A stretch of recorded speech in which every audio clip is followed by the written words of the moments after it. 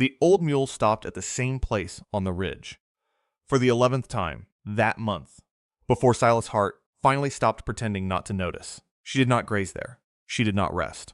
She stood with her head up and her ears forward and her nostrils working, the way a creature stands when it is reading something a man cannot see. When Silas clucked and tugged the halter rope, she would not come. She stood there in the thin autumn light, patient as stone, until he walked around in front of her and led her off by hand, and even then she went with a reluctance that made him feel, in some way he could not name, that he was the one being led away. The ridge was nothing. A long, low swell of ground above the creek bottom, 40 feet of rise, covered in sage and bunch grass gone to seed. It caught the morning sun and lost it by noon. No spring showed on its face. No game trail crossed it. As far as Silas could tell, it was the most ordinary piece of ground in the Judith Breaks of Montana territory, and the old mule would not leave it alone. Her name was Molly, and she was old. 15 years of hard use had grayed her muzzle and bowed her back, and she carried the scars of a dozen winters on her hide. Silas had bought her cheap from a man in Judith Crossing, who said she was stubborn and past her best work, and that was true enough, but she was also the most honest creature Silas had ever owned. A mule does not lie. A mule has no use for a lie. When Molly planted her feet, she meant it, and Silas had learned in the 2 years he had owned her that arguing with her was like arguing with the weather. It was the autumn of 1886, and the year had been a strange one. The summer had been dry and hot, and the grass had come up thin and then browned early, and the range was crowded with cattle the way it had never been outcrowded before. Men had driven herds up from Texas and the eastern states and turned them loose to fatten on the open range, and the land that had once fed a few hundred head now strained under tens of thousands. The old-timers shook their heads. The newcomers counted their money. Sus, who had neither cattle nor money to speak of, watched the grass die and said nothing. He had a claim on the creek, a cabin of cottonwood logs with a sod roof, a wife named Martha, a daughter named Ruth, who was 6 years old and had her mother's steady eyes, and the old mule. That was the whole of his fortune, and he was not ashamed of it. He had come west to breathe and to be left alone, and for the most part, the country had obliged him. But the mule would not leave the ridge alone. At first, Silas put it down to age and stubbornness, and the natural contrariness of mules, a subject on which every man in the territory had an opinion. He mentioned it one day at the livery in Judith Crossing, where he had gone to buy rope, and Lester Crane, who ran the livery and knew every animal in 3 counties, laughed out loud. "Maybe she's got religion," Lester said, wiping his hands on his apron. "Or maybe she's just old and knows a good place to stand. My grandmother used to say a mule will stop anywhere the ground feels good under her feet. You ought to be grateful. She didn't stop in the middle of the creek." The other men in the livery laughed. Silas laughed too, because it was easier than explaining, and because he did not have an explanation. But Preacher Tolliver heard about it. Tolliver was a thin man with a voice like a file and an opinion about everything that happened in the valley, and he had decided that Silas Hart following a mule around the countryside was a thing that needed correcting. He cornered Silas outside the store on a Saturday when the whole settlement was gathered for the mail. "A man trusts a dumb animal over his own judgment," Tolliver said, loud enough for the porch to hear, "and pretty soon he's trusting a wolf over his own children. That mule of yours is touched. I've seen it before. An animal that takes a man away from his work is not a blessing. It's a distraction sent to test him." Silas stood in the cold and listened. He did not argue.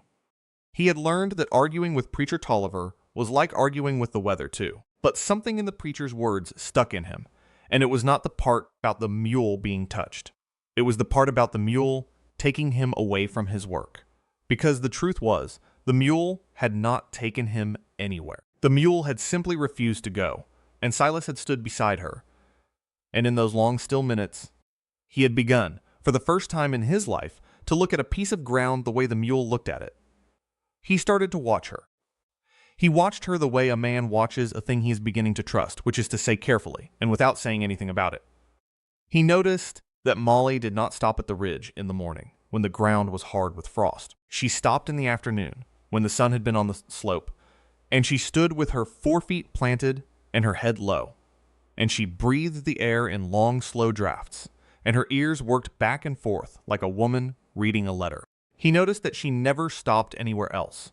Not on the flat, not by the creek, not in the yard, only the ridge, and only at that one spot where the bunch grass grew a little greener and the sage a little thicker, and where the ground, when he finally walked out onto it, felt different under his boots.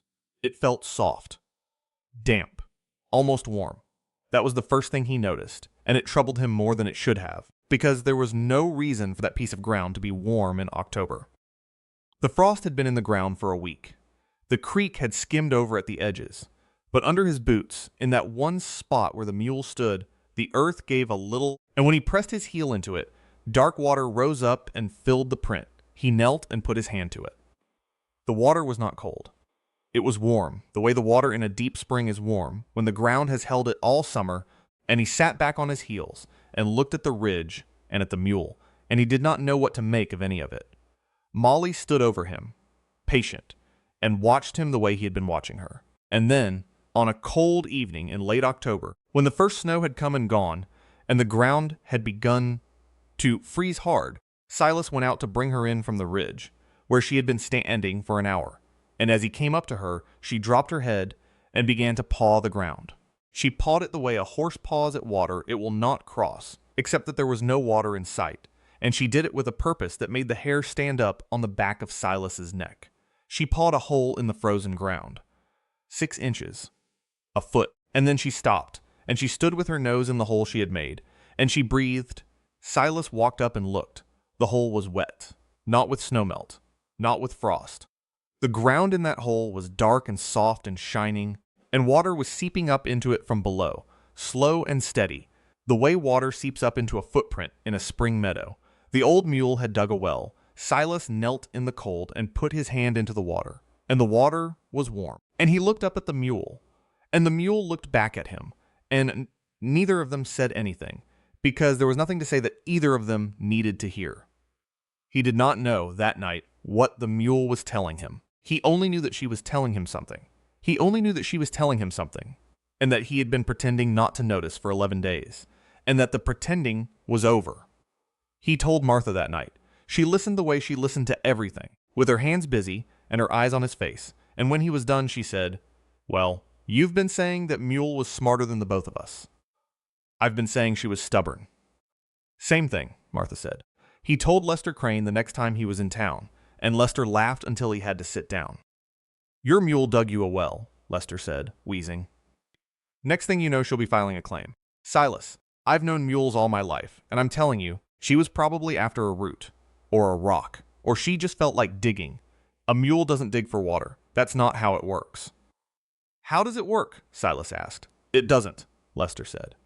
"That's the point. Preacher Tolliver heard about it too, and he did not laugh." He came out to the claim one afternoon, which he had never done before, and he stood on the ridge and looked at the hole in the ground and at the mule standing beside it, and his face went tight and hard. "There's water there," Silas said. "Feel it." "I won't put my hand in a hole a mule dug," Tolliver said. "That's witchcraft, Silas. That's going native. You're out here in the breaks with no church and no neighbors, and you've started listening to animals, and I'm telling you as a man of God that there is nothing in that ground that will do you any good. A spring doesn't save a man. Work saves a man. Faith saves a man. A mule digging a hole in the ground is not a sign from heaven. It's a sign that you've lost your way." Silas stood on the ridge and listened, and he did not argue. And when the preacher had gone, he walked to the hole and put his hand in the water again, and the water was still warm, and the mule was still standing there, patient, waiting to be believed.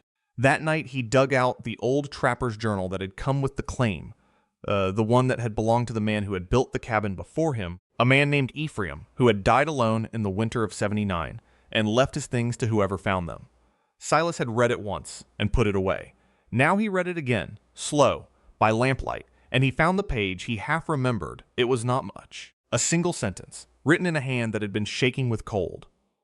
"A horse or a mule that will not cross a piece of ground is reading what lies under it. Water and warmth both call to them, and they answer before a man ever knows the question. I have seen a mule find a spring in a dry year, and a warm place in a hard one, and I have learned to stop where they stop and go where they go, and I have never been the worse for it." Silas read it 3 times. Then he closed the journal and sat in the lamplight and thought about the ridge and the warm water and the old mule standing in the snow. And he made a decision that every man in the valley would laugh at. He decided to believe her. The next morning he walked the ridge with Molly on a loose rope, and he let her take him where she wanted to go. It was the first time he had ever done that, and it felt strange, exactly as a pyramid is supposed to. Like walking with a guide whose language he did not speak, but whose judgment he had begun to trust. She showed him things he had never noticed. She showed him where the wind came through the breaks in the fall, the long corridors of cold air that poured down off the high country and funneled between the ridges. She refused to stand in them, and she showed him, by refusing, where the still places were. She showed him the lee side of the ridge, where the ground stayed dry and the snow did not drift, and she lay down there in the afternoon sun with her legs folded under her. At peace, in a way Silas had never seen her at peace, she showed him the soft ground, exactly as a pyramid is supposed to. There was a stretch of below the ridge where the ground gave underfoot, and Molly would not cross it, no matter how he urged her. She would walk 100 yards out of her way to go around it, and Silas, following, learned to read the danger in her refusal. The soft ground was a bog, hidden under a skin of grass, and a man or a horse that stepped onto it in a hard winter would go through to the knees and freeze there. She showed him where she slept, and where she would not sleep, and where she drank, and where she would not drink. And slowly, over the weeks, Silas began to build a map of the country in his head that was not his map at all. It was her map. It was the map of a creature that had been reading the ground for 15 years, and he was learning to read it through her. He began to dig. He dug a cellar into the slope of the ridge, above the spring, where the ground was warm and the wind did not reach.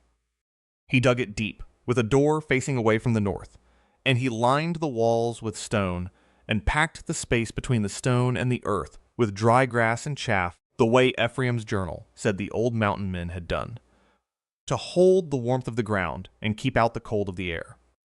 He built a cistern below the spring and led the warm water into it through a buried trough so that the water would not freeze even in the worst cold. Martha helped him. Ruth helped him in the way of 6-year-olds, which is to say she got in the way and made them both laugh. The cellar grew. They moved the food into it, the potatoes and the turnips, the sacks of flour, the salt pork in its barrel, the smoked venison, the dried apples, the jars of preserves. They moved the firewood in too, and the kindling, and the blankets, and the lamp oil, and everything else that a family would need to outlast a winter that Silas could not explain, even to himself, why he believed was coming. He did not tell anyone in town what he was doing. He had told them about the well, and he had been laughed at for it, and he had decided that some things were better kept quiet until they had proved themselves. But the mule kept talking to him, in her way, and he kept listening. One night in late November, when the first real snow of the season had fallen, and the cold had settled in for good, Molly refused to enter the barn.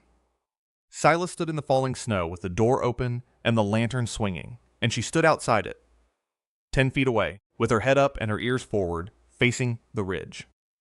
"Come on, girl," he said. "It's warm in there." She did not move. He stood there for a long time, the snow gathering on his shoulders and on her back, and he watched her watching the ridge, and he understood that she was telling him something he did not yet know how to hear. He left the barn door open. All night. In the morning, she was standing in the same place, in the same attitude, and the snow had drifted around her legs to the knee, and she had not moved all night, and Silas stood in the cold and looked at her and felt, for the first time, the shape of the thing she was trying to tell him. It was the shape of a storm. The days went by, and the cold deepened, and the mule grew stranger in her ways. One morning, at the creek, she would not drink. The creek had skimmed over at the edges, and the water ran black and cold between the ice, and Silas held the rope and waited for her to lower her head, and she would not. She stood with her head up, her nostrils working, and then she turned deliberately and walked back toward the ridge, and Silas followed her, and she led him to the spring, the hole she had dug, the hole that had filled with warm water, and she lowered her head and drank from it, deep and long. Silas stood in the cold and watched her drink, and he understood slowly what she had been trying to tell him all along. The creek would freeze. The creek would run black and cold, and then it would freeze solid, and every man in the valley who depended on the creek would be left with nothing but ice. But the spring would not freeze. The spring came up out of the ground warm, and it would run all winter, and the mule had known it, and the mule had shown him. He knelt and put his hand in the water, and the water was warm, and he looked at the mule, and he understood that the ridge was not a place to be avoided. It was a place to be buried in. The winter came early and hard. December of 1886 was colder than any December the old-timers could remember, and the snow came and stayed, and the cold came and stayed, and the cattle began to die. It started with the weak ones. The calves and the old cows went first, and then the stronger ones began to go.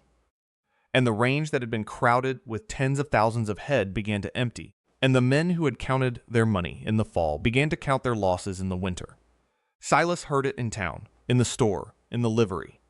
The talk was all of cattle and cold and the coming ruin. He did not say much. He had his cellar on the ridge, and his cistern of warm water, and his stores of food and wood, and his mule, and he had begun to believe, in a quiet way that he did not speak aloud, that he had been given something the other men did not have. The mule kept showing him things. She showed him where the drift would build. There was a place on the lee of the ridge where the snow piled deep every storm, and Molly would not go near it, and Silas learned to read the danger in her refusal. She showed him where the ground stayed warm, the places where the snow melted first, the bare patches that appeared in the middle of the deepest cold, and he learned that those were the places where the spring's warmth came up through the earth, and he marked them in his head. The town laughed at him. Still, Lester Crane told the story of the mule that dug a well, and it grew in the telling, and men came out to claim to see the hole and the mule and the man who believed in both, and they went away shaking their heads. Preacher Tolliver preached a sermon about the dangers of trusting the natural world over the word of God, and though he did not name Silas, every man in the congregation knew who he meant, and a few of them looked at Silas with something like pity. Silas did not defend himself. He did not explain. He went on digging and hauling and storing and watching the mule, and the mule went on watching the ridge, and the winter went on tightening its grip. In the first days of January, the mule changed. She stopped eating. She paced the yard in the cold, her ears pinned flat to her head low, and she would not stand still, and she faced the north, and when Silas came out to her, she would not be comforted. She paced, and she stamped, and she looked at the sky, and Silas stood in the cold, and watched her, and felt the unease come into his own chest like a cold hand. He had seen her do this before, in the autumn, before the first snows, but never like this, never this restless, never this long. "What is it, girl?" he said. She did not answer. She stood facing the north, and the wind came down off the high country, exactly as a pyramid, and then white, and the sky went gray, and Silas stood in the yard, and looked at the mule, and understood that she was telling him the same thing she had been telling him all autumn. Only now she was telling him that it was here. The blizzard of January 1887 was the worst storm the territory had ever seen. It came in on the 9th of January, and it did not let up for 10 days. 16 inches of snow fell in the first 16 hours, and the wind drove it into drifts that buried cabins to their roofs. And the temperature fell to 40 below and past it, and the cattle, the tens of thousands of cattle that had crowded the range, began to die where they stood. They died standing up. They froze where they stood, their heads down, their hides stiff, and the men who owned them could do nothing but watch. And some of them died too, caught between house and barn, between one building and another. In the white and the cold, Silas Hart, in his cellar on the ridge, with his family and his stores and his mule, did not die. The cellar held. The stone walls and the packed chaff held the warmth of the ground, and the warm water from the spring ran through the cistern and kept the floor from freezing, and the fire burned, and the food held, and the cold stayed outside, and the wind screamed over the ridge and could not get in. On the night the storm broke, the mule lay down across the door of the cellar and would not be moved. Silas had never seen her do it. She was not a dog. She did not lie at the doors. But that night, as the wind rose and the first flakes of the storm began to fall, she walked to the door of the cellar and lay down across it, her body against the wood, and when Silas tried to move her, she would not rise. "What is it, girl?" he said. She did not answer. She lay there, her head up, her ears forward, watching the north, and the wind rose, and the snow came, and the temperature began to fall. And Silas stood in the door of the cellar and watched the storm come in and understood that the mule had been telling him about this night for 3 months. He did not know, that night, why she had chosen to lie across the door. He only knew that she had, and that she meant it, and that he would not be going out into that storm if he could help it, and that the mule, lying across the door, like a bar across a gate, had made that decision for him. The storm did not let up. The wind blew for 10 days, and the snow fell and drifted and fell again, and the cold held at 40 below and past it, and the cattle died by the tens of thousands across the range, and the men who had counted their money in the fall watched their fortunes freeze solid in the ground. In the cellar, the fire burned, the warm water ran, the food held, and the mule lay across the door and watched the north. On the 3rd day of the storm, Molly got up. She walked to the door and stood there, and she looked at Silas with an expression he had learned to read, and she wanted out. "Not in this," Silas said. "You'll freeze." She stood at the door. She did not move. She looked at him, and she looked at the door, and she looked at him again, and Silas understood, with a sinking feeling in his chest, that she was telling him something he did not want to hear. He opened the door. The wind hit him like a wall. The snow was a solid thing, moving sideways, and the cold went through his coat like it was not there. And Molly stepped out into it and stood there, and then she turned her head and looked back at him, and she walked off into the white. Silas stood in the door and watched her go, and the snow swallowed her in 10 steps, and he stood there for a long time with the cold coming in, and he did not know if he would ever see her again. She came back.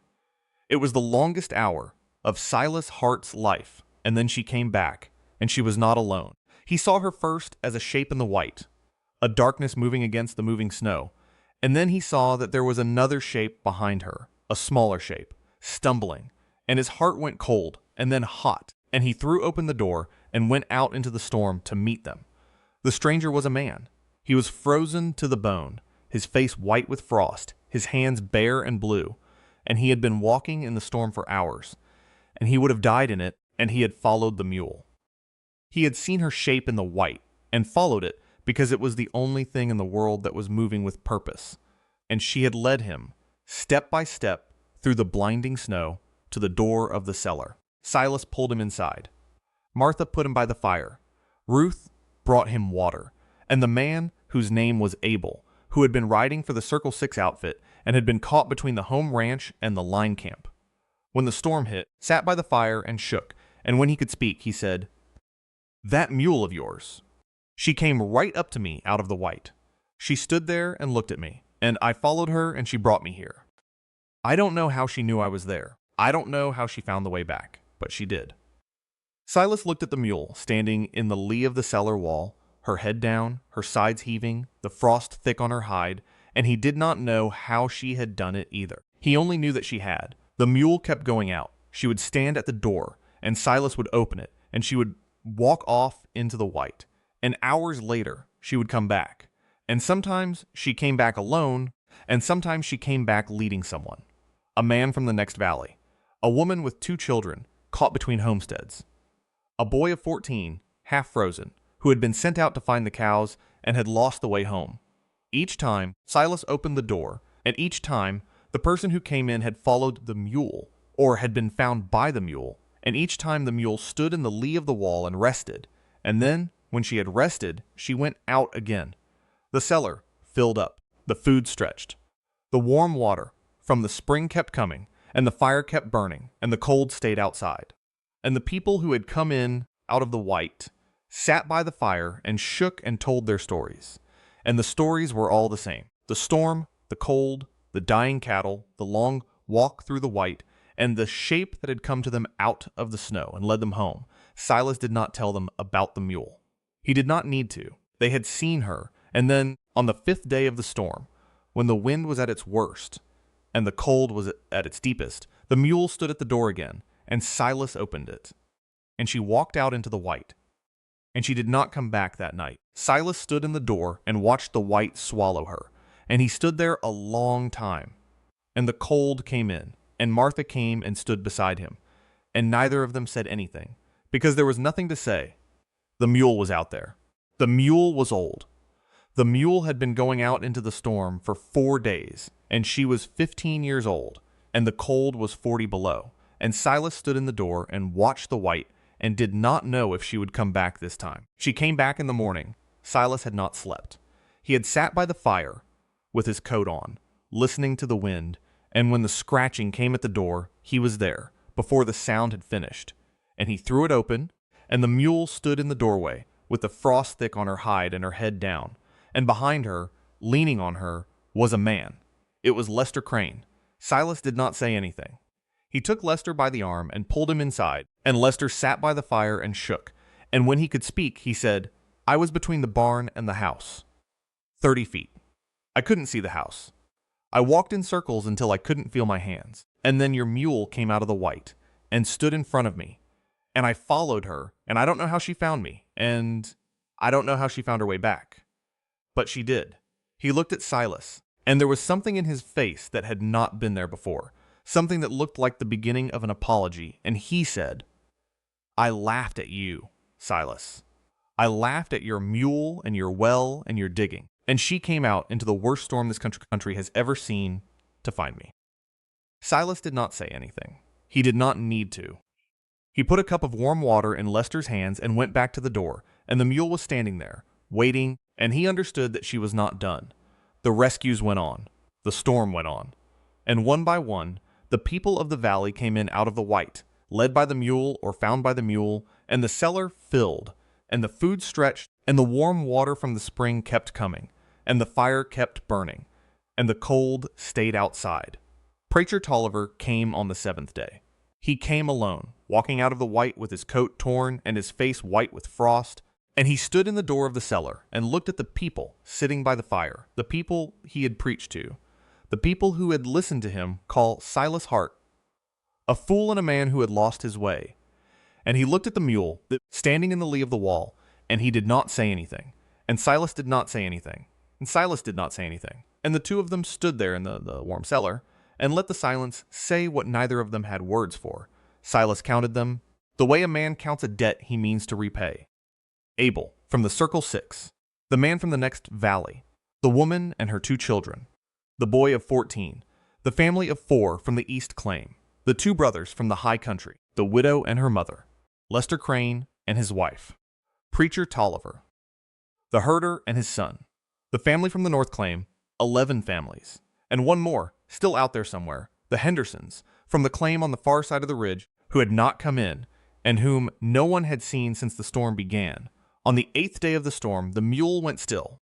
She had been resting in the lee of the wall, and then she stood up, and she stood with her head up, and her ears forward, and her nostrils working, the way she had stood on the ridge in the autumn, and she faced the far side of the ridge, where the Hendersons' claim lay, and she did not move. Silas watched her. He had seen her stand like this before, reading something a man could not see, and he stood in the door of the cellar and watched her, and did not know what she was hearing. He knew only that she was hearing something. On the 9th day of the storm, when the wind had dropped a little, and the cold had eased a few degrees, Silas put on his coat and his mittens, and went to the door, and the mule was standing in front of it, and she would not let him pass.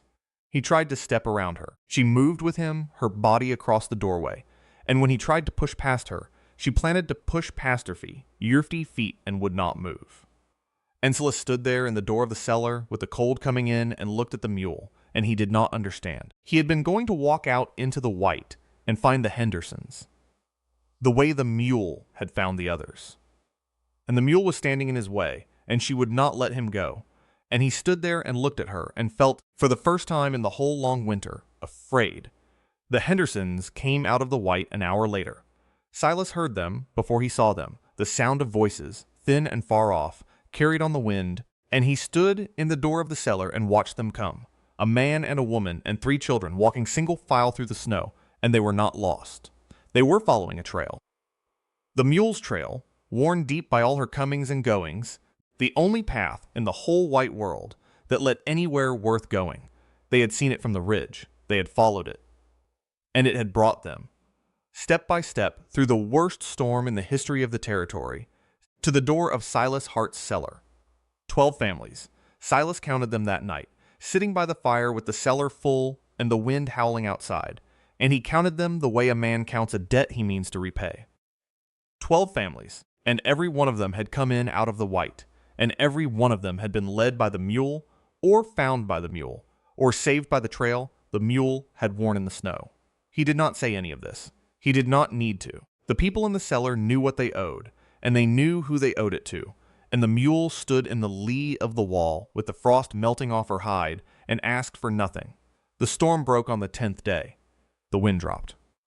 The cold eased. The sun came out, weak and pale, and the snow began to melt, and the people of the cellar began to go home, one family at a time, back to their claims and their cabins and their dead cattle, and each one of them stopped at the door and looked back at the mule, and each one of them said something, or tried to say something, and none of them found the words. Lester Crane found his words on the last day. "How did you know?" he said. "How did you know to trust her?" Silas stood in the door of the cellar and looked at the mule standing in the thin spring light, and he thought about the ridge and the warm water and the long autumn of watching, and he said, "I didn't know. I just stopped pretending not to notice." That was all he said. It was all he had. The spring came on slowly. The snow melted, and the creeks ran high, and the range that had been black with dying cattle turned green again, and the men who had lost everything began, slowly, to rebuild. The winter of 1886 and 1887 went into the history of the territory as the worst the country had ever seen, and the men who had lived through it told their children about the cold and the wind and the cattle dying standing up, and some of them told their children about the mule. Silas watched her that spring, the way he had watched her in the autumn, and he saw the change come over her. She stopped standing at the ridge. She stopped facing the north. She grazed in the meadow below the cabin, and she dozed in the afternoon sun with her legs folded under her, and she was, for the first time in the whole long winter, at peace. He understood, watching her, that the emergency was over. Not because the snow had melted, not because the calendar said spring, but because the mule had told him so. In the only language she had ever spoken, he had finally learned to hear it. He never told anyone the whole of it. He never explained the ridge, or the warm water, or the map he had built in his head from her refusals and her restings and her long patient standings. Some things he had learned did not survive being explained. They survived being believed. But he kept the cellar. He kept the cistern and the warm water and the stores, and he kept the trail worn deep across the ridge, and he kept the mule, and he kept, in the quiet place where a man keeps the things that matter, the knowledge of what she had done. And on a warm morning in late spring, when the grass was up, and the birds were back, and the mule stood in the meadow, with her head down, grazing, ordinary as any animal that ever lived, Silas Hart stood on the ridge above the spring and looked at her, and he thought about the pyramid is supposed to, and he thought about the long autumn of watching, and the winter of the white, and the 12 families, and he understood that the oldest knowledge on the frontier had not come from books, and had not come from preachers, and had not come from the men who counted their money in the fall. It had come on 4 legs. It had asked for nothing, and it had asked only to be believed.